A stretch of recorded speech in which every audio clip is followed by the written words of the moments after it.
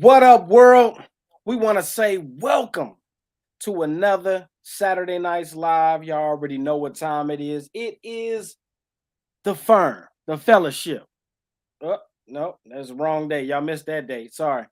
It's Saturday Nights Live, 9 p.m. Eastern Standard Time. You know what I'm saying? If you ever had a chance these last weeks, we've been on a roll. You know what I mean? Kicking out late nights. You know what I mean? We're gonna get into the daytimes when we get the time, but you know it's random content, and we encourage y'all to go back and check a lot of that out. You know what I'm saying? We appreciate y'all being here with us tonight. It's Saturday nights. You know what I'm saying? The randoms are random. You never know, you know, it's whatever. But Saturday nights, y'all already know how we come. We live, we direct. The podcast is popping. It's our biggest night. You know what I mean? No matter how many views we get now, well, I don't know.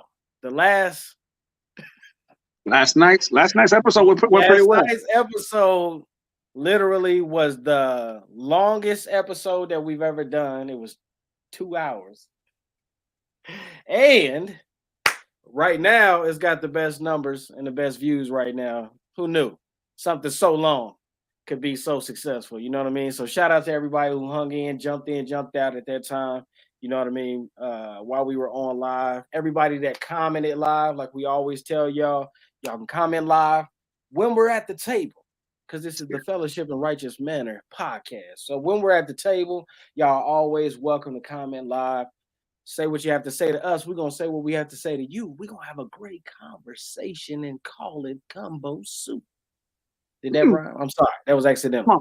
But no matter what we discuss, no matter what we dine on, no matter how much we enjoy ourselves, these Saturday nights live on the F.I.R.M podcast, we already know that by whom we fellowship has the final say. You know what I'm saying? The head of the table will have the final say no matter which direction we go. But welcome, y'all. Ulysses, man, how you doing? Greet the people. Nah, brother. Listen, y'all. I have a bone. I have a situation. I got a situation. And yeah, that was a one time. Yeah, it was. I don't think so. Can y'all hear me? Yeah. It was brought to my attention. Your voice is a little back. That. Can you hear us? How can I put this? Can you hear us talking? You might have to jump out, jump back in. You know what I'm saying? Hold on, everybody. You know what I mean? Hold on, everybody. Can you hear us? Okay. Can you hear me now? Can you hear us? We can hear you. Can you hear me? Yes, I can hear you. Okay. Sorry about that, y'all. So, it was brought to my attention the other day that Brother Dale was having a great time the other day, man. Dale was having an amazing time. And he wanted to get Brother Dale. And Dodie, I mean not Dodie, excuse me. I just saw Dodie right here. Okay. So Dale was having a good time the other day. Having a good old time. Good old time the other day. And so for those who don't know Glenn's wife, her name is Susan. Okay. Are you And blowing this spot? Susan brought it to my attention. Uh-huh. She brought it to my attention that that Dale was doing something that was going to break my heart. That Dale was doing something that was going to, and I'm trying not to cry because he was drinking a Mountain Dew, y'all, and I wasn't quite sure how to take that initially because he knows how much I love my Dr. Pepper. I'm trying not to cry. I'm trying to. So I just want to say, Brother Dell, he asked for forgiveness and everything, and I just have to say, bro, I forgive you, man. Okay. Breaking news, there's some forgiveness for you yet, my brother. You know what I'm saying? You didn't see it coming. You know what I mean? You thought he was just going to be heartbroken forever, but breaking this hot off the press. Hot you know off what I'm the saying? press. Brother Dale, you are forgiven. And with that being said, now that we got the man tears out the way, how are you doing other than that? Oh, yeah. I'm doing well, man. Life is good, man. All right. Today was self-care Saturday. Okay. Today was self-care Saturday, man. Today I treated myself to the movies today to watch the new movie Thor, Love and Thunder. You know, not gonna say nothing, but y'all are, it's a good movie. That's all I'm gonna say about that right there. That's what I'm gonna say about that right there.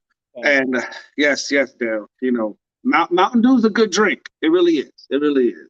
You know, for those who, for those who need to pick me up. For those who need to pick me up. But then, Mountain Dew. And then after the movies, I decided to, I was sitting at the hot tub today, and then all of a sudden, like 10,000 people decided to come into the pool area. So I felt like it was God just speaking to me and just told me just to get up and just leave. And I decided to treat myself to some Mexican food today. And so, food, you say? Somebody say something about food? Yeah. Mexicano. Okay. Was it good? Mexican food. It was great. It was delicious, so it was self-care Saturday, man. I feel great.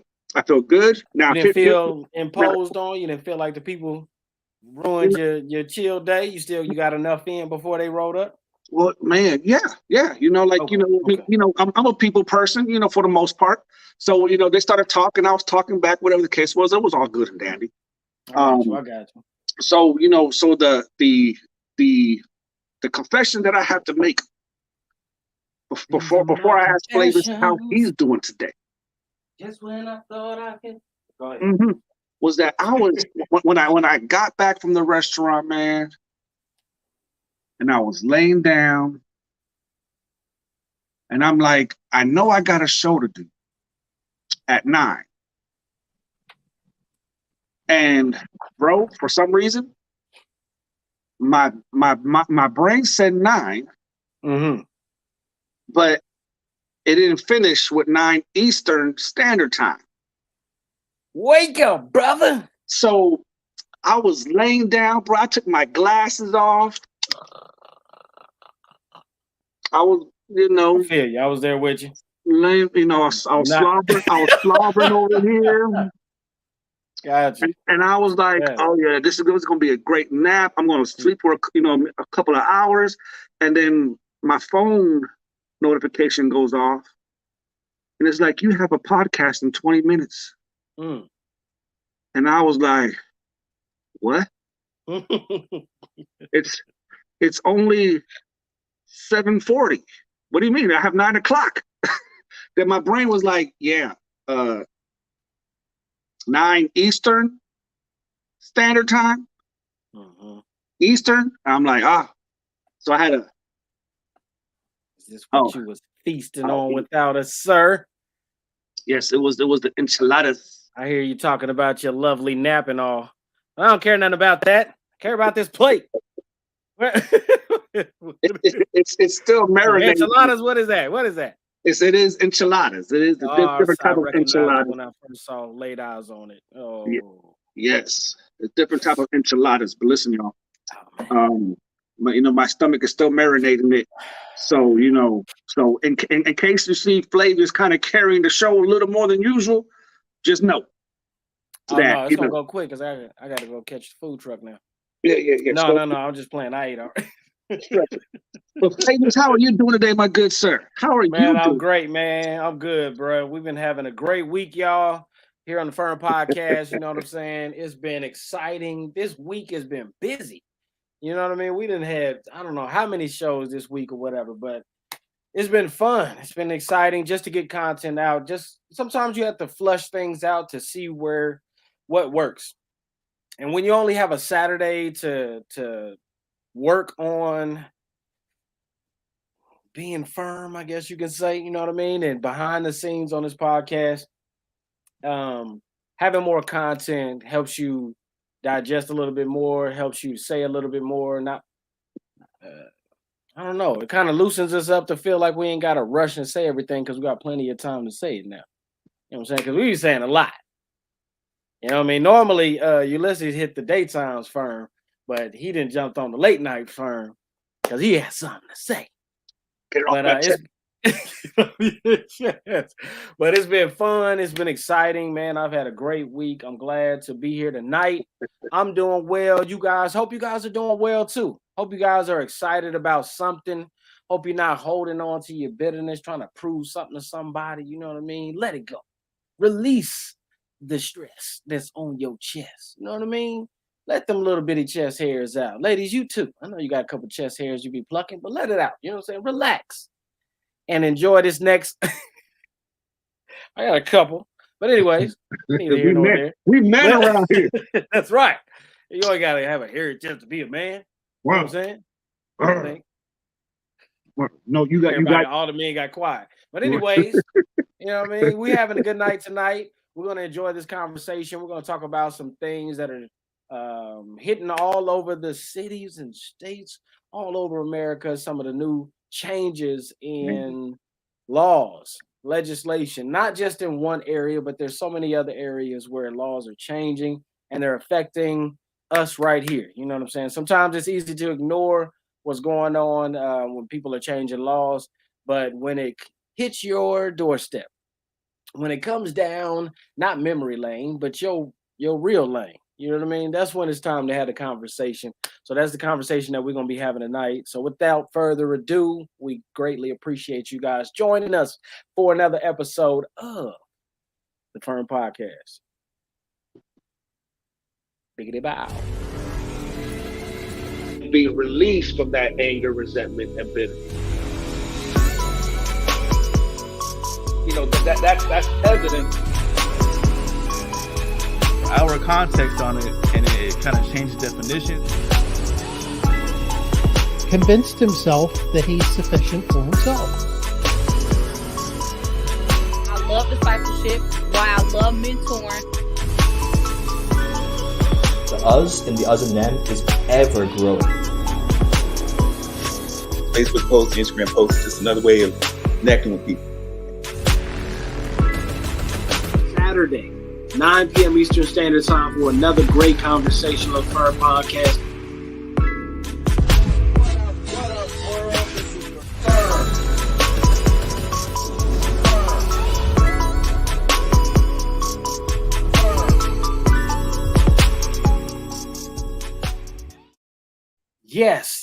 Yes. The conversation tonight, the topic is, the subject is legally, fully loaded. You know what I'm saying? I was trying to y'all lucky I didn't do what I was gonna have a bunch of guns and bullets in the background. Right. Some bullet casings, warning, that yellow tape. Yeah. Put it up real quick. You know what I'm saying? Danger in the streets of America. You know what I'm saying? We out here, y'all. Laws are changing, and here, even in my city, my state, Indianapolis, Indiana, you know what I mean? They have changed the legislation, they have changed the laws around here. And now you don't have to have a license, you don't have to have no permit, I don't believe. All you have to do is have a legal firearm. And under those circumstances, things are getting dark. You know what I'm saying? But we jumping back into the conversation. Ulysses, man, what have you noticed, or are there any changes where you're at, or where anybody you love may be? Man, I think when it comes to whether it's open carry or concealed carry, when I was in North Carolina for 17 years, and they did have an open carry and they also had concealed carry. And obviously moving down to Florida, which is a very right wing leaning state. So obviously, as they say, obviously, they allow all sorts of stuff in this state if you let other people say it. You can have a tank if you let other people say it. You can have your own F-16 in your backyard. So when it comes to those, there's even in Florida for sure, but I'm not sure about other states. Is a stand your ground law, which is the law that became super popular when the whole basically the stand your ground law is what really kicked off the whole racial riots and things of that nature with what's his name, George Zimmerman. And he claimed the whole stand your ground law against I can't think of the gentleman that ended up dying, but Trayvon Martin. Yeah, Trayvon Martin. And so that law really made it like, oh man, Florida got that law. Oh, Florida crazy. I mean, you hear stories anyway about how crazy Florida is. So it became a very sensitive subject law, even a law to even talk about, which Florida still has to this day.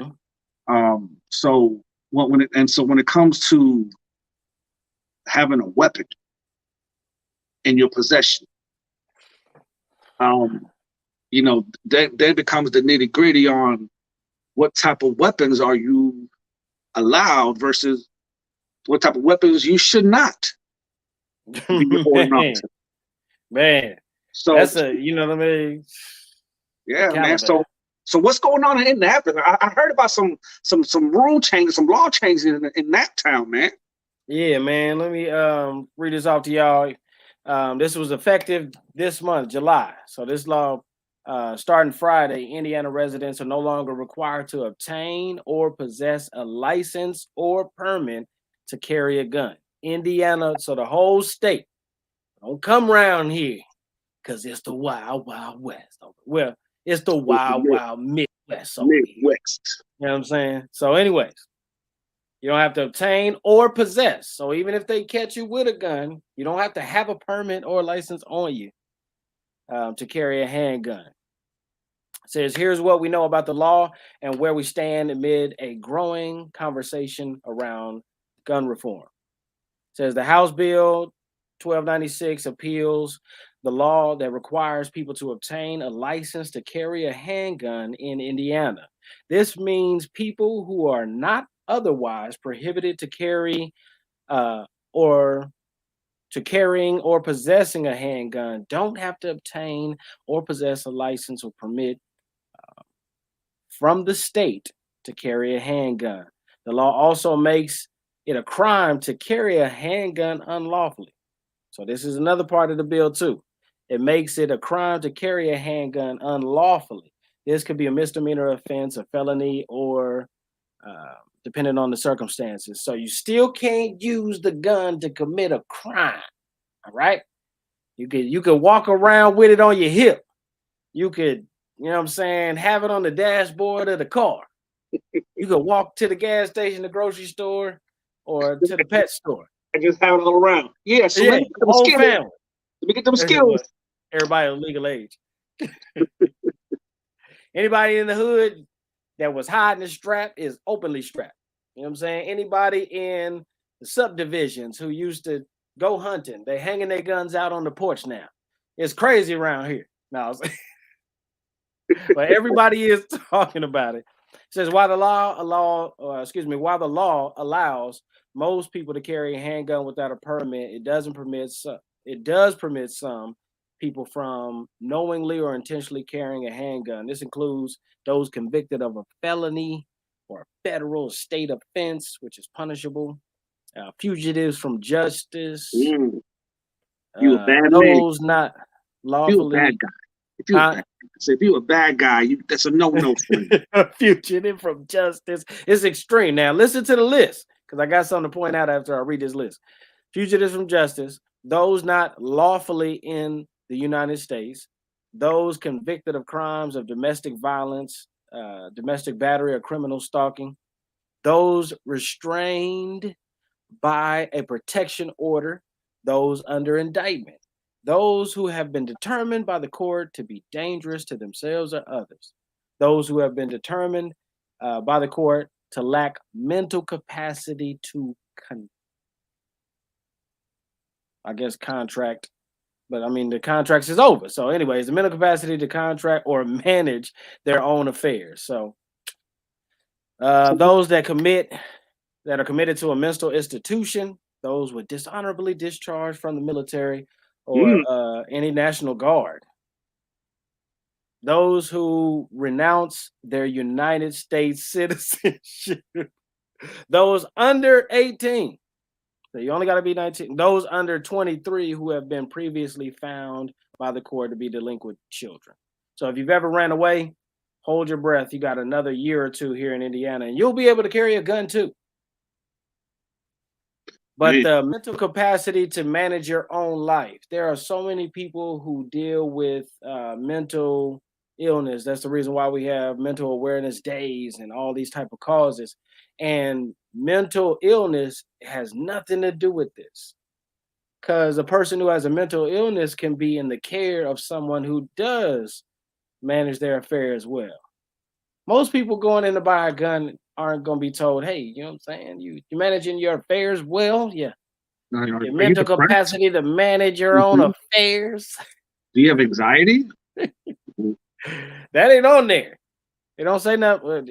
As long as you ain't been in a mental institution or you can manage your own affairs, that's it. But that's the, and y'all let us know in the comment section. When it comes to the mental aspect, how do you determine? Like an example, the recent shooting that we had in Ohio, where this guy who ended up doing this mass shooting and just senselessly killing people.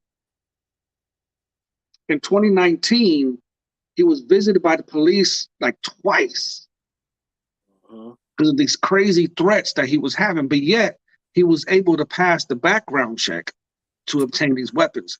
And not only that, his father helped him to obtain some weapons. Based off of that list I just read, he'd probably be able to get one here too. So how do you determine who is mentally healthy enough to have a weapon? So is passing a law, and the reason why I'm asking that is because, in my opinion, I don't think there's no real way that you can determine who's going to be a future mass shooter, right? So right. Is it an overreach in the name of safety by the government? I don't know, man, because I mean, at the end of the day, people have their reasons. When it comes to mental, it's not just the fact of pre-crime, what they will do. It's more or less Minority Report. Right. Like, you know what I'm saying? They're going to do it because you shouldn't do that to people. However, there is so much research to the type of people who you should make certain, even if you're going to make room for them, versus somebody in a mental institution, but they can still be out here, get a job, have kids. Life may, be in an uproar, but at the same time, they're maintaining somehow. But at the end of the day, like, if you're going to legislate it, then you got to throw some things in there that might catch some of those things.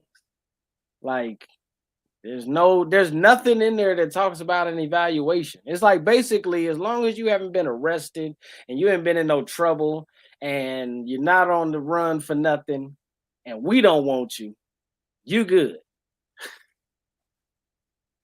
Go ahead and get your gun, but don't, do the wrong thing. What'd he say?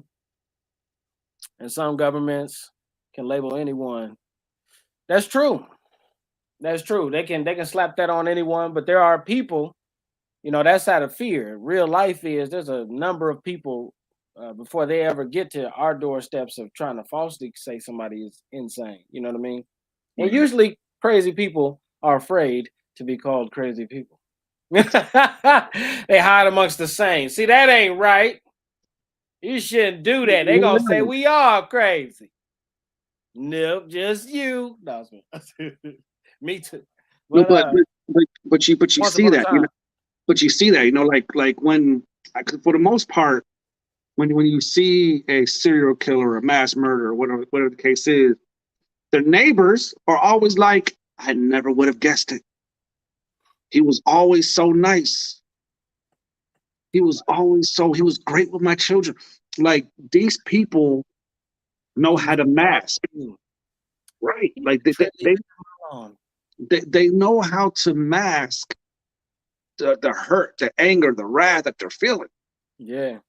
And who knows what their background is? Who knows what happened to them when they were little that brought them up to the place that they were brought? Who knows? And so Glenn says the gun violation will be tacked on to whatever crime they commit. Yeah, I mean, but that's what I'm saying. That's the law itself. If you commit a crime, then yeah, you know what I mean. You're gonna go to jail for that crime. You're gonna be prosecuted and all that good stuff. You know what I mean, as far as the law is concerned.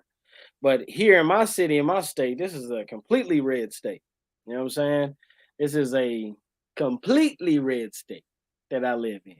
Mm-hmm. And they passed these laws here so that they could have the guns without any type of situation. I remember right before this, everybody was like, go get your gun license. They're getting ready to change the license or something. You're not going to be able to get a lifetime one anymore. You got to go up there and get one now. And everybody went up there, registered, got their stuff, got their permits, put their names down. So and then right after that, they said it don't matter. And what they doing with all the names and information of people who didn't register? Are they gonna be looked at as pre-crime? Like, all right, we know there's a lot of people out here that registered right before we did away with the registry. So are these? It's interesting because, like, gun laws get passed by each state depending on who's sitting in the chair of the presidency. Yeah. Right. So it's the adage of Republicans want they want to keep the Second Amendment, and they look at the left and be like, they want to take the guns away. Man, hey. You know what I'm saying? So it's a gun on every hip out here, and if you think I'm playing, come to Indianapolis. So so again, like, so you look at Indiana, who passed this law that was like, not we have this fear that because the president is a Democrat, and whoever is running the country are going to do everything they can to strip away your Second Amendment. So we're going to give everybody permission to buy their gun. No background check needed, no paperwork needed. You have it. It's a definition of radical. Because they're coming to take away your gun rights. Arm yourselves. So how Put do y'all those feel Bibles about that? down and get you some bullets. No. Now, and here's the thing, like, you know, as you know, y'all can feel any type of way about President Biden. It's whatever. But President Biden said something, I think during the campaign trail, that was like, it made a lot of sense to me. Mm-hmm. And he was asked, like, are you here to take away the gun rights? Mm-hmm. And, you know, they made a big deal out of it. He said, look, he said, if the U.S. government wanted to take gun rights away, he said, we have F-16s and tanks. We can take it away if we wanted to. Fact. Like, now I'm like, whoa, like, you know what? If the government really wanted to take away your guns, ask China, ask all these other communist countries that have literally, by force, stripped away people's rights by using the military to do so. And ours is the best. Keep that in mind. They did it with theirs. What do you think we're gonna do with the best? Come on, man. So is the government trying to take away your rights, or is it the frog in the pot analogy? I mean, I'm with, you know, I grew up, my dad was watching Clint Eastwood movies, you know what I'm saying? And you know, you have your drawdown, you know what I mean? You have to, you know, back in the day where they would slap you and be like, this means war. And you would take a couple paces away and turn around, one bullet, pop. Right. I grew up before it was super PG everywhere in the world, you know, when Russian roulette was in almost every other movie. But so, you know, I don't know. I don't know. I'm not scared of the Wild Wild West. I feel like, you know, you know what? I will say this. And this is, you know, unless you live in a state where it's legal like it is here, hear what I'm saying. I think that two men having a confrontation, or two women having a confrontation with no weapon, have a higher chance of getting into a fight, going physical. I think that a person with a weapon versus someone who doesn't is a scary situation, and neither one of these people are probably acting the way that they would normally act, because the one that has the weapon believes that they have the upper hand and their confidence is probably on 1,000. And the person that knows that they've showed up to the gunfight with a purse or with a wallet, you know what I'm saying? The latest iPhone is a plastic good Bluetooth, spoon. you know what I'm saying? Caught, you know what I'm saying? Without it, that person's level of fear, anxiety, the way that they express themselves, whatever they say or do, that's not really them. It's because of those scenarios, you can't see who the person really is. And without any weapons, people are usually more likely to put their hands on each other. But if two people turn around and they have this issue, the average person, I'm not talking about what they feed y'all in the news to manipulate y'all to believe that it happens everywhere in the world. I'm not talking about to the people who are brainwashed by the media. I'm talking about the real world that we live in. When two people have a gun on their hip and they have an argument, 9 times out of 10, you know, they say giants are the nicest. Oh man, big guys are the nicest guys. You got to push them. They usually not very violent or whatever the case. They gentle giants. Right. Everybody, when you have a gun on, you feeling like you're 10 feet tall. Male, female, young or old. You're feeling like you're 10 feet tall. But when two giants walk up on each other, they're less likely to hit each other. They're less likely to go to fist fights because they both see where it could go. Neither one of them is going to feel like they have the upper hand or the advantage, so their confidence is going to be right where it ought to be and not anywhere further. And the person, you know what I'm saying, who is concerned about not drawing first, they have a healthy fear. They have a heightened sense of importance, and they probably already got their hand on it. But I've seen two people with guns on their hips talk it out and walk away quicker than I've seen people who just bare hands or one got a weapon and the other one don't. It's a level of respect that I believe the world has lost for each other. It's a gentleman's respect. You know, now because you have nothing, no badge, no weapon, no nothing to show a person. And if you have too much, what we do, they floss it, put on a bunch of jewelry to show you, or they lift a bunch of weights and wear tightest shirts they can find to show you, like, don't mess with me. You know, you see a whole bunch of people doing, we used to bump shoulders and walk around in a circle, you know what I'm saying? Or bump chest, what you want to do, what you want, all that stuff. But now people are talking reckless. I'm talking about everybody's talking reckless. And it's a level of respect that you cannot gain by threats, that you can only gain by some type of evidence. And so I don't believe that the street dude is going to run up to the suburban dude in the Walmart and not think twice. I don't think that the methadone clinic, you know, revolving door client, I don't think he's gonna run up on some old person or some young person as quick as they might have to snatch a purse or something, because in this city, the last thing that the cops is going to talk to them about after the fact is, why do you have a gun? it's No, that's true. gonna be figuring out the story to make sure that you used it legally.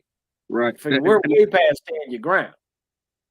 And that makes a lot of sense, man, because like literally your neighbor state, Yeah, Illinois, especially Chicago, has one of the strictest gun laws in the whole United States, and yet countless deaths every weekend, shootings every day. We're not as bad, but all I'm gonna say is it would have been in the newspaper or all over the news if July 1st, Indiana just started purchasing guns at record numbers. Soon as July 1st hit, guns came out. Them guns been there. They've been there. And so here's the thing, like you know, and I like what you're saying, because imagine if Chicago tomorrow was to adopt the law that Indianapolis had. And you got all these people who obtained the guns illegally now have to worry about robbing somebody because everybody now has the right to bear arms. What does that do to gun violence? What does that, because it's like the one guy who went to the school and murdered those beautiful children. He went into the school because he's probably gonna get blocked for saying those words, but go ahead. Oh, yes. He went into the school to do what he had to do, or do what he felt like he wanted to do. We gotta be careful because Facebook is, you know, we saw some comments about, you know, that Facebook, like 10 minutes after the show started, they want to let people know that we're live. So, but here's the thing. If teachers were allowed to bear arms, would that change the narrative? If people were allowed to bear arms in a state like Indiana, you know, will that change the narrative? Will that change the violence? Will that change? You know, will robberies go down, or will it go up? Will murders by bang bang, will that go down, or will it go up? I mean, time's gonna tell. Yeah, it's gonna take some time, because you got to get over the shock factor. Just because they changed the law doesn't mean everybody's used to it already. So even the people who are openly carrying, their hearts are beating a little bit when certain people are coming by, just because it's brand new. What do you say? Dale says that people will always find a way to get a gun, law or no law. That's a fact. That's a fact. And that's why I think getting caught up in the fact of guns or no guns, that's not the argument. Legal guns is what the argument is, and people's fear of those that carry them, because they were already fully loaded, but now they are legally fully loaded. You know what I'm saying? Everybody looking at everybody like, yeah. I feel like, you know what I'm saying, in another 5-6 years, here, maybe less, I feel like you're gonna start seeing people when they're fighting, you're gonna see like a gun off to the side and another gun off to the side, and they gonna the argument's gonna be like, man, anybody can shoot. You know what I'm saying? Anybody can pull, you know what I'm saying, can do that. We all got that. Let me see what your hands can do. And to prove yourself ain't gonna be, who got one, because that's, through hip hop music, through culture, through movies, gangster movies, Italian movies, um, you know, Jewish movies, different things like that, Latin movies, all of us. You know what I'm saying? Yeah, guns. You almost feel like you're not American, or you're not, like you're lacking something if you never held one or can't handle one, or it's different variations of how people look at other people who have never handled them or are scared of them. So I just believe that when you imagine if all the people who've had the illegal guns, because people have had legal guns too. But imagine all the people who've had illegal guns. Because they're illegal, they don't have them in safes. They don't have them put up in a shelf in a gun case. They don't have them in a lockbox. All this legal people stuff. They got them hanging out the pocket. Looks like it could just fall right out their pocket if they run too fast and shoot up their feet or something. Big old clips hanging out of them that you feel like you could just snatch the clip and take the whole gun. But either way, the way people are running, imagine if their mindset this whole time is that we have the upper hand because we always got it. Even though the consequences are greater if you get caught with it. Apparently the deterrent isn't good enough, because there's a lot of cars out there that's got it. But if that attitude has been predator versus prey, and we got the upper hand, and I'm 10 feet tall, and you don't say something, and people fake like they got a gun sometimes. Put their hand in their shirt. I wish you would. Women sticking their hands in their purse knowing ain't nothing in there but keys. Pump fake it. But if everybody got them. Now, that's very interesting, man, because for those who have kids, the moment you tell your child that they can't do something in their brain clicks, right? And they want to do the very thing you tell them not to do it. But as they get older, like we as parents, we learned how to do reverse psychology. That you give them the illusion of choice. You give them the choice factor, and the illusion of it, and they won't do whatever it is that they're not supposed to do, because it's no longer there's no edge factor to it. There is no, oh my gosh, what happens if I get caught? There's none of that. So there's ain't nobody paying attention. It's got no shock value anymore. It gets boring. Like okay, I gotta find something else that I'm not supposed to do, because this right here is no longer. It ain't cool no more. It's not cool no more. So is it a possibility of the government, the government of Indiana and other states that are playing the whole reverse psychology to get people to be like, you know what, it's not really that cool no more to have guns illegally, because shoot, you know how easy to get guns now? You know how easy it is to get guns? Like tomorrow Flavors can go to one of the gun shops and purchase himself an AR-15, an M16. And let me tell y'all something. A lot of these cats out there who buy guns who all of a sudden think they're Rambo. Firing M16s, handguns is not as simple as the movies make it to be. Be like Rambo, one under your arm, one arm in it. One on your back. Run out of ammo, one out of ammunition. Yeah. You know, but literally, y'all, I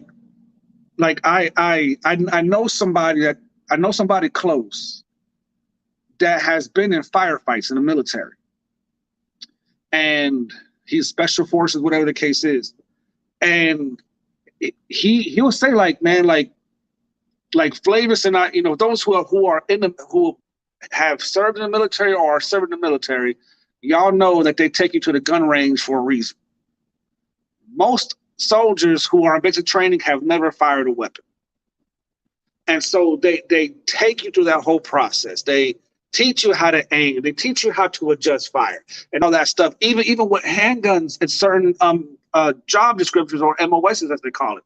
Because y'all, firing a handgun, especially if you go to the store and buy the cheapest gun for $250 or whatever, because that's all you can afford, I guarantee you your aim is not going to be as good as the video game that you play. Literally, that's why they're shooting 9 or 10 rounds to maybe hit you one time. That's so crazy that you got to say that to somebody. Like shooting it ain't like the games, man. A lot of people got guns. A lot of people ain't got no aim, man. They got no aim. Y'all see them, they just all over the place. And they start shooting. Also, they start going backwards. They got to be real close to hit you. Yeah, But I definitely agree. Your whole life running on somebody. What'd you say? Glenn says, take your kids to the range. Dale said, times have changed. Back in the day, we fight with our fists. We don't need guns or knives. And Dodie says, children need training in guns, how dangerous they are and how important they are. Absolutely. Because the sad part about the sad part in the news is when you see a child find the weapon of the parent and bad things happen. Man. Bad things happen. So it's for me, when it comes to gun rights, it's a lose-lose conversation. Nobody wins. This is an argument that politicians and politicians, whatever, have had for many, many years. Because they're right on both sides. Both sides are correct. And both sides are all wrong at the same time. For me, it's a lose-lose situation because, yes, we have the right to bear arms, but yeah, many people are dying senselessly because of certain however you want to. And again, you can point blame at whoever, up, down, left, right, diagonal. Who cares? Who cares? People are dying.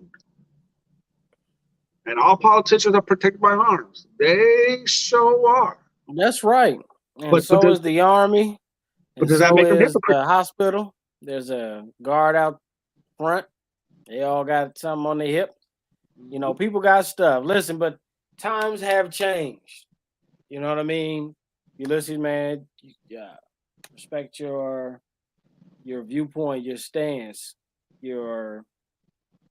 I believe that there are a lot of people out there that echo the same sentiment, that feel the exact same way, saying that there's no winner in the situation. You know what I mean? But that's the thing about politics. They always drag in the games. And I don't play any reindeer games anymore. But anyway, if this was... Y'all remember Pony Boy and them? You know what I'm saying? The greasers and the socks. Yeah, they would have had the fists and chains and fisticuffs. Wasn't going to work anymore. These days, they would have to have a pistol or it's going to be trouble. It's going to be trouble.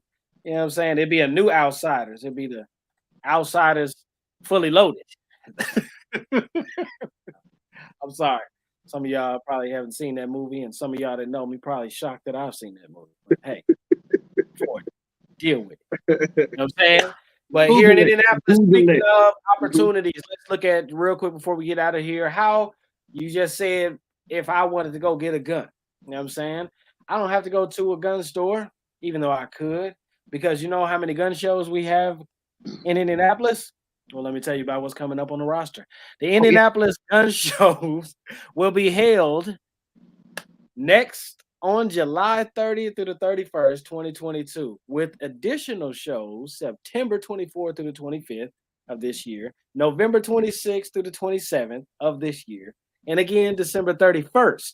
They want to get you one of those handguns in your pocket before the year's over with.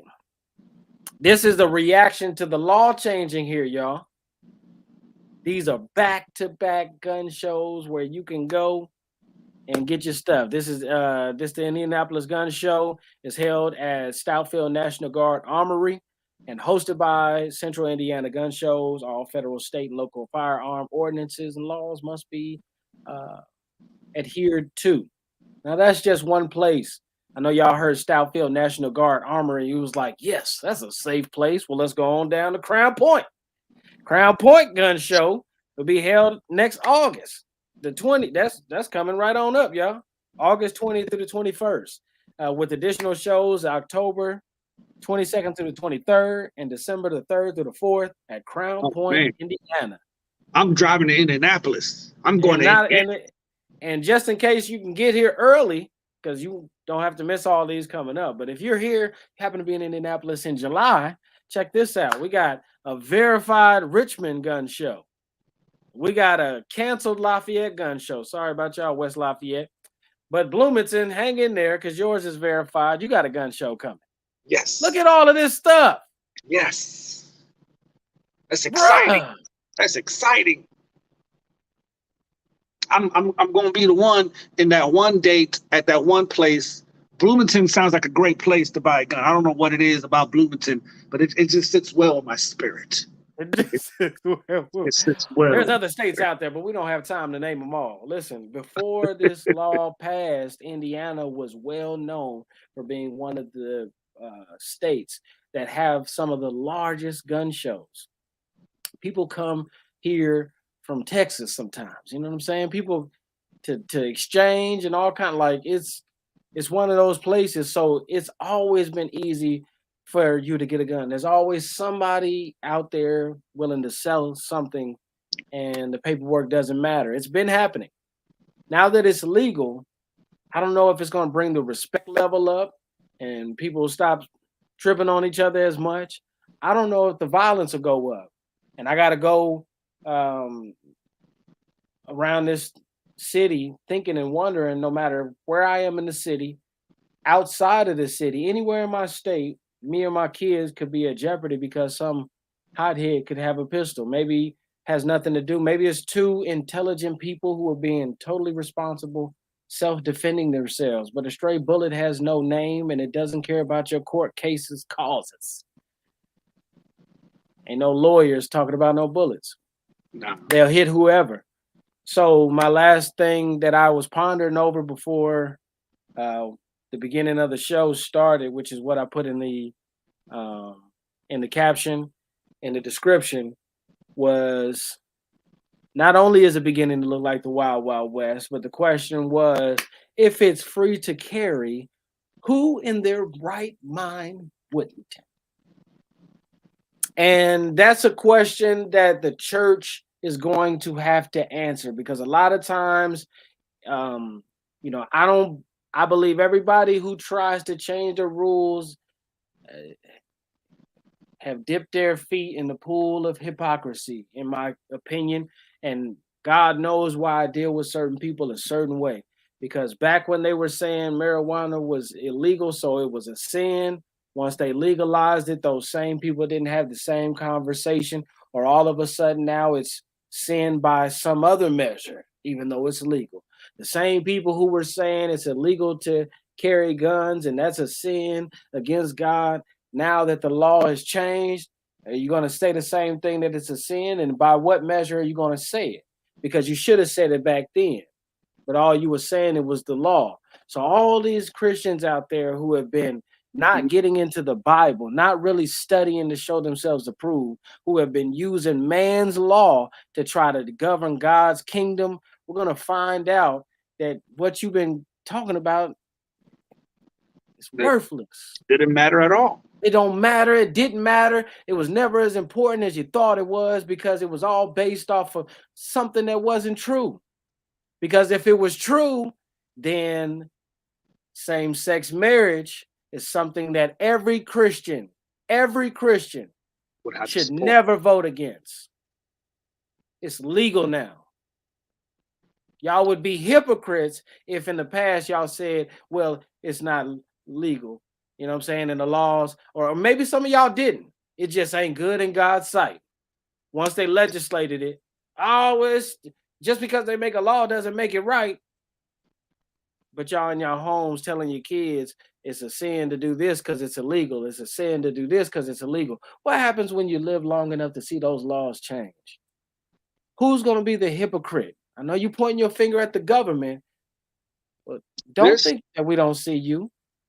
This is a very good.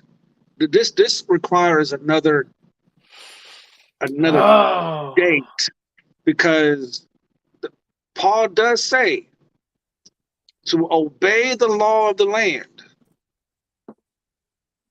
So if we blackout,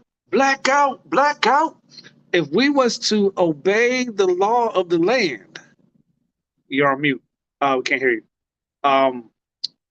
Then when does the law of the land go against the law of God? So we know, like, Facebook is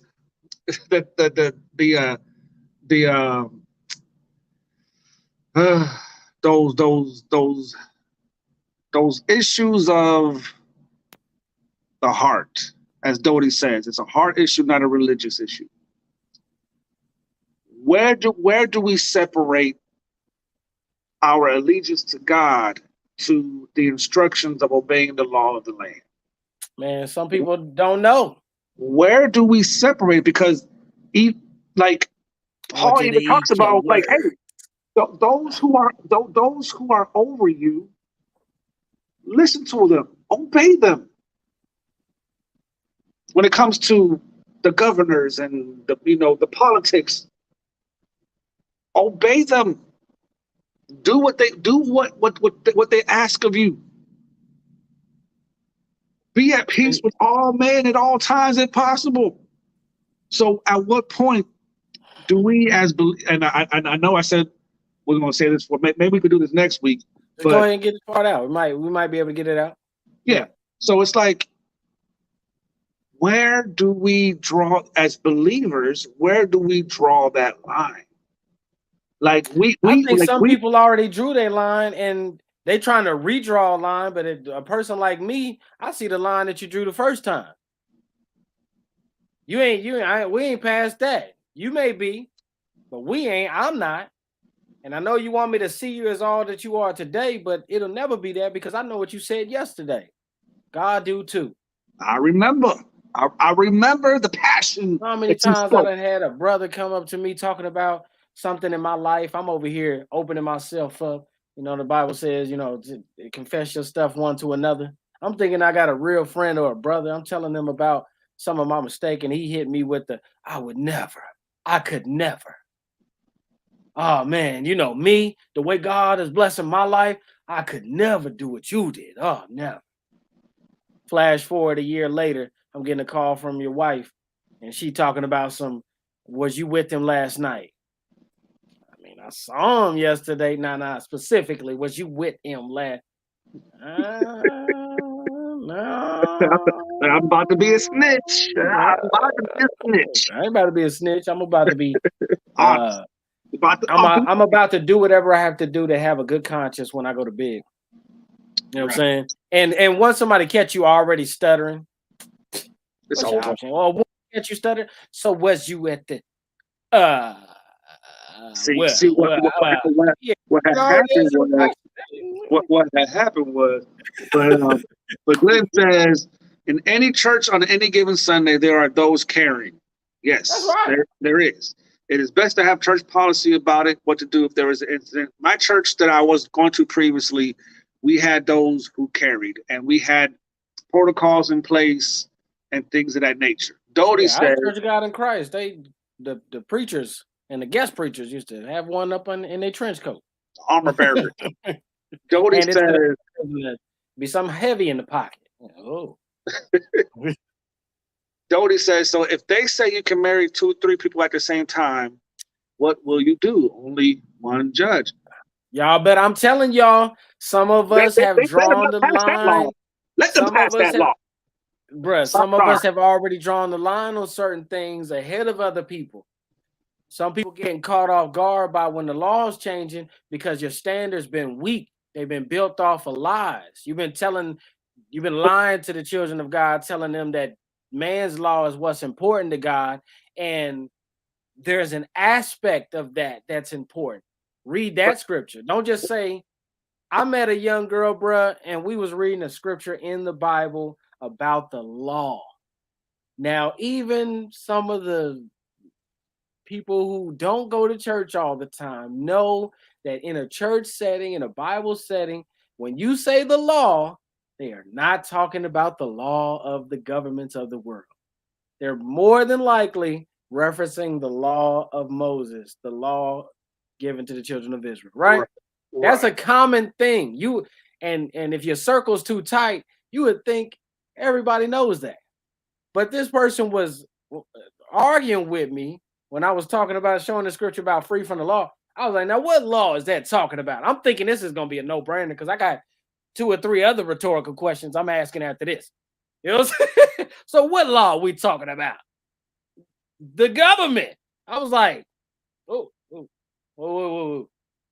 I got 3 other rhetorical questions. Hold on. Well, let's back up real quick. I'll hold off on those for a second. And let me ask you, maybe you didn't understand the question. This law in this Bible talking to the people of God and children of God, what law are we talking about?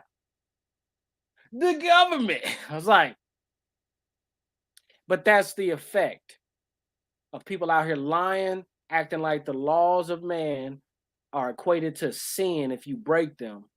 And now your children and your children's children don't even know the difference between the law of God and the law. They think when they when they don't ride with their seatbelt in their car that they sin it. They think that if they don't, as long as they obey some type of law, they like, sorry, Lord, I know I ain't supposed to be doing that. Let me put this, not steal. But it's laws that are governmental that have replaced the laws that were kingdom. And now the generations that everybody's complaining about and scared of not being able to control them, because that's really what this is about. We're all comfortable with certain people having guns. It's the people that we are scared of, the people that we are nervous about, the people that we have the least amount of knowledge or interaction with, and we have these deep-seated fears, like deep down, that are in us. And we're afraid that the way the laws have been so far, they favored that fear. The people I'm scaredest of can't get them freely. And if they do, they better not get caught with it. That fear of not controlling where the guns are is what I believe that I'm seeing in parts of Indianapolis too. The tension rises when the fear is there. But it's all about control. Somebody want to control somebody else and you can't control them. And all of this is being done so that God can expose who you really are and what's really in you. And at the end of the day, you're gonna be just like everybody. This is who I am. This is just me. And then God's gonna be like, yeah, I'm glad because I always knew it. Ain't nothing unveiled to me. I've been knowing this is who you were. Right. But you was hiding it real well under a shady tree. You know, and you better get to Nineveh. No, you know, when it comes to the fear aspect and you know, as they say in my closing, I ain't closing yet. Deal. Yes, sir. Go ahead. Yes, sir. Yes, sir. No, we got a long night. Yes, Yeah. man. Hold on. But before I say what I say, let's get to this comment sections right quick. Dale says, so the Bible says man shall marry woman, so is gay marriage a sin? So is gay marriage a sin? I don't know, but you people who say that the law doesn't say, you say it is. And the law doesn't change that. God is going to hold you to that and say, remember when you told them this law changed what I said? Because I said this was okay. I said that they are forgiven. I said that they are blameless. But you said because you saw them doing this action, smoking some weed or something, you said that they were sinning, falling short of my glory. You told them I wasn't pleased and happy with them. Remember when you said that? It was based off of a law. So if it worked one way, I'm going to judge you the same way. If you can't judge through the law right, don't bring the law to me, because I'm going to hold you according to what God ain't going to be no blurred lines with the Lord. But that answer your question, Dodie, is the same thing. If people can answer the question of if same-sex marriage is okay now that it's legal, then the thing will, I guarantee you, and I've been telling this to people for years because I read in the Bible that it said that an overseer, a bishop, an elder was supposed to be the husband of one wife. And I was thinking in my mind, now, why would he have to say that? Why would you have to say that? Because this isn't Old Testament days, this New Testament days. Ain't nobody got 20,000 concubines and all that other crazy stuff.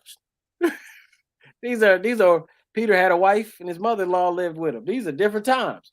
So why would this be talking to the church and say that that the bishop has to be the husband of one wife? And now, was that a commandment or was that just a suggestion? Because I mean, it could be. You can call it rules and regulations. You can call it code of conduct. You can call it whatever you want. Because that same Bible that 49 states read, there is one state that says you can have multiple wives. Utah. Now listen, he said Utah, and people think that it's a religious thing, but that's how it came in. But it's legislated now. But guarantee you think God was shocked by that? Why would he tell a bishop? What? And not all these other titles that we be saying, evangelists, ministers, and all this stuff, and different things that we don't find as a specific title in the Bible. But we giving these titles out in these churches. Because why does it say specifically the overseer, the bishop, the elder? Because they have just one. And you know what's interesting, man, is well, what is interesting to me is, and this is the biggest debate that, well, one of the biggest debates that you will see when it comes to the teaching of Jesus versus what you read in the rest of the New Testament. You know, does Paul's ministry override the teaching of Jesus? Because the argument can be made when it comes to Dale's question, is gay marriage a sin? That because Jesus never really talked about homosexuality, then is it really a sin? Because Jesus never talked about it. We see Paul talking about it, but Paul, in the context of what Paul was talking about, was the practice of such behavior. We all know that the practice of such behavior is something that you are purposely doing time and time again. Somebody can commit adultery and not be an adulterer. Because an adulterer is somebody who practices that lifestyle. Somebody can fall into a same-sex rendezvous, but not be a homosexual. If right? you say so. If we say so. But that's the whole debate. Well, I mean, that's not debate tonight. Tonight is about fully loaded. I know y'all trying to get us sidetracked, but we not going down that route. We done had that conversation 2 times on the F.I.R.M podcast. That's not where we're going tonight. So, brother, you know what I'm saying? I think that everything that was said about that is relevant to the point that the laws that everybody is loving so much right now. Oh, y'all love the politics and the laws and the voting. Y'all love it. Y'all have no idea that one day that's going to be the rule of judgment. Because you're going to have made so many compromising decisions based off of the law. Join us next week, y'all. Join us next week for this conversation. I'm letting you know right now, we having this conversation when God next week. shows you what his real truth is, it's gonna be too late to prove that you believe it his way. You're gonna look like a hypocrite right in front of him. Because the way you've been judging and ruling things, and yeah, you could say, oh, well, back then it was what, but you're gonna have to, no, repentance is a change of heart or something. But I guarantee you, it wouldn't talk about an elder in the church needing to have one wife, and about deacons and having one wife, if there was never going to be a time where it was going to be okay to have more than one. And it was okay during those times to have more than one. Regardless, this is a timeless word of God. I don't believe it's a history book and its power is in the past. It's in the present, because that's what the hope of faith is. The hope of glory is. It's a present tense and a future tense type of hope. And because of that, I believe God has covered things in the Bible that you're going to find out had no place in the past, but they have place in the future. And you're going to have to make a decision. And it looks like God could easily say, nobody in the church, everybody should be the husband of one wife. All of y'all. But why is he making specifics? Because sometimes God don't care about the things y'all think he does. And you just can't accept that. But that ain't going to change him. That ain't going to change him. So all I can say is yeehaw and yippee-ki-yay and all that good stuff out here in Indianapolis. You know what I'm saying? I don't know where you are in the world, but I appreciate you. We appreciate y'all. Yes. Joining us tonight. I know you listeners are trying to continue this conversation. It may be a version, or we might come across this, but I usually try to not give y'all the guaranteed feeling, because you can wake up tomorrow and be on fire about something totally different all week, and we got to talk about it. No, we're talking about this next week. That's what randoms are for. No, that's what I'm saying. We got randoms now. You can't wait till next Saturday. You might hit them up in a random. Who knows? I don't know. You never know. I don't know. You don't know. We don't know. That's why it's called random.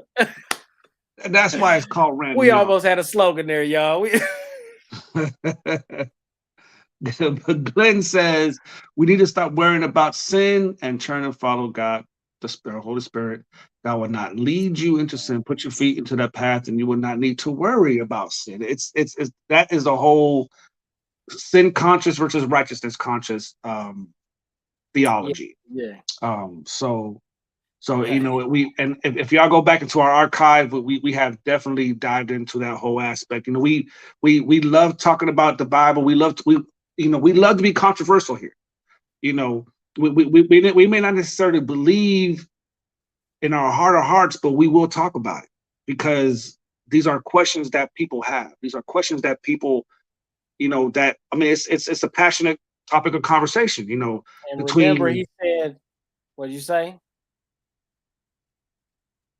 What? You didn't say confrontational. What was the word you used? Controversial. It's a difference, people. Yes. It's a difference. We are not trying to fight you. but we might say something that might get you hyped. I mean, yeah, and that's the purpose of it. And yet, man, if there's a way for us to do this full time, bro, we will definitely do shows. When we started full time, we're gonna thank you for all the support that you have showed us while we were just practicing, just trying to get it together, fine tuning it, finding our way. You know what I'm saying? We like the wind out here. That's what they say the sons of God are. So the people of God are just like the wind, going to and fro. You know what I'm saying? You're feeling us, we feeling y'all.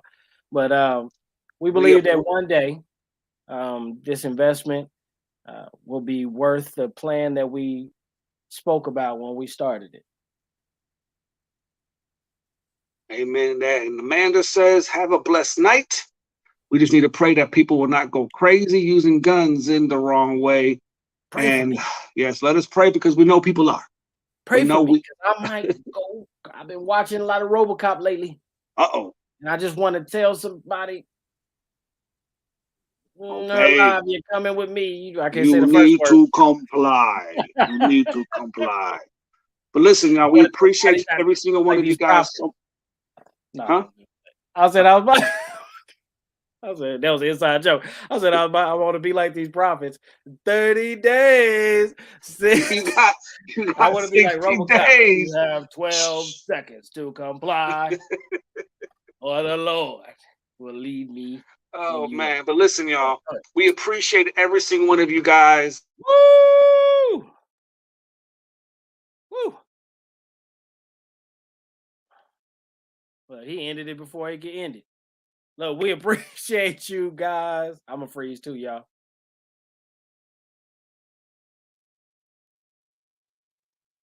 Ulysses, you back? Nah, he's gone, y'all. He's gone, y'all. But either way, I'm here. We can look at his wonderful chin over there. You know what I'm saying? Let's put some celebration on that chin. You know what I'm saying? But anyways, we hope y'all have had a great time tonight. We had a lot of fun. We had an exciting time. We're grateful that you guys tune in with us live to talk to us. We're grateful for the comments that you guys leave. Y'all always have something provocative to say that gets us thinking. Y'all get us stirred up. We be thinking we have an idea of what to talk about. Then we get to talking and y'all get to talking and it'd be like, we going there. We going there. You know what I'm saying? Y'all see, y'all want us to be here longer. But the one thing we can promise you is even if we're not on here for a long period of time, consistency is something that Ulysses drives home to us as his friends, myself included, to stay consistent. Finish what you start. You know what I mean? And part of my dedication and my push while he's gone, because he'll never hear this, or he'll have to watch it. Y'all know sometimes he's going to sleep. But listen, Ulysses has been pushing at me for so long. He has poured into my life for so long. He's been one of my greatest friends and one of my greatest weapons. I don't need a gun with a friend like him. You know what I'm saying? And I know sometimes y'all think that I'm doing a whole lot behind the scenes for this show, but the truth is that I do more than he does because I want to show him that I'm willing to finish what we started, that he don't have to worry about me. I got you. I'm going to keep showing up. I'm going to keep the topics and subjects coming. It's going to come. You know what I'm saying? So either way, what'd you say? Random questions. Would y'all accept a love offering from the firm? For the firm. Oh, yeah. You know, you can always contact us in our email. You know what I mean? You can hit us up and reach us in our DM. I took the code off of there or whatever, but you can hit us up at our Gmail. We both are logged into it, so we have access to it. You can hit us up in our DM. Ulysses normally take care of that, but you see where he's at. See what happened to him. But yes, we do. We accept any type of gift. It goes right into this. We have a account that we keep everything in and don't touch until we're supposed to. And so other than that, we thank y'all. We appreciate y'all. You back, bro? I didn't say nothing, man. I didn't say nothing. I was just telling everybody how much we love them, you know, how good they've been to us, you know what I'm saying, over the years and stuff, and how much we want to show our appreciation, you know what I mean, to each other. That's all we was talking about. Oh, amen, amen. So he was looking at your chin too. Your chin was frozen. We was admiring your grace. Yeah, you got more than me. Did you get to Dale's question? Yeah. I did. I told him he can hit us up. I told him he can contact you, and you can let him know how to get in touch with that. But we are logged into all our messaging. All you got to do is hit us somewhere, and we'll respond. We stay logged in, and we are always surprised, touched, and shocked when people come through there. We don't always tell everybody what goes on in our emails and instant messages and all that stuff, but that's just what makes this so much more authentic and worthwhile. Like, we're not trying to prove the good we do. We just want to show up every day. Consistency is key, right, bruh? That's what I heard. That's what I heard. Me too. From somebody very near and dear and close to my heart. You know what I'm saying?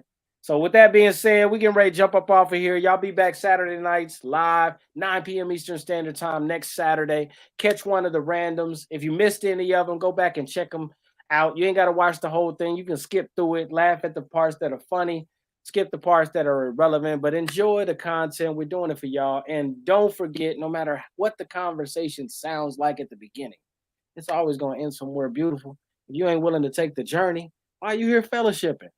It's a fellowship. Come on, people. Come on, man. Any last words, bro? Yeah, somebody bring the cheesecake. That's all I gotta say. If you're gonna come fellowship, bring the cheesecake. And that's all I gotta say. Diet Coke. And don't forget, tomorrow noon Eastern Standard Time on the United Body of Christ. Facebook. Yes. If you're not a part of it, look it up, search it up.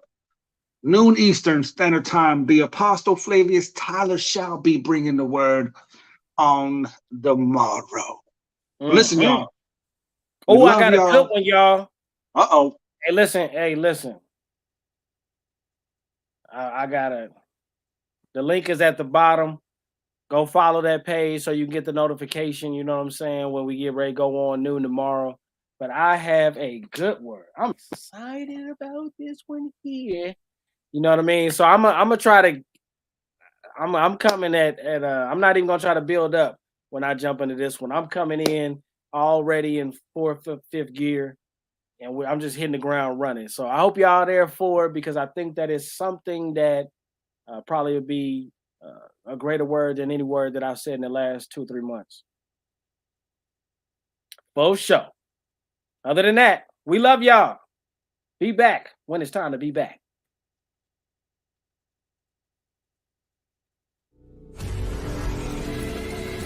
Be released from that anger, resentment, and bitterness. You know, that's evident. Our context on it, and it kind of changed the definition. Convinced himself that he's sufficient for himself. I love discipleship. Why I love mentoring. The us and the us and them is ever growing. Facebook posts, Instagram posts, just another way of connecting with people.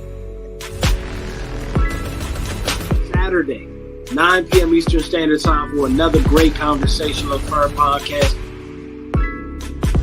What up, world? This is the F.I.R.M.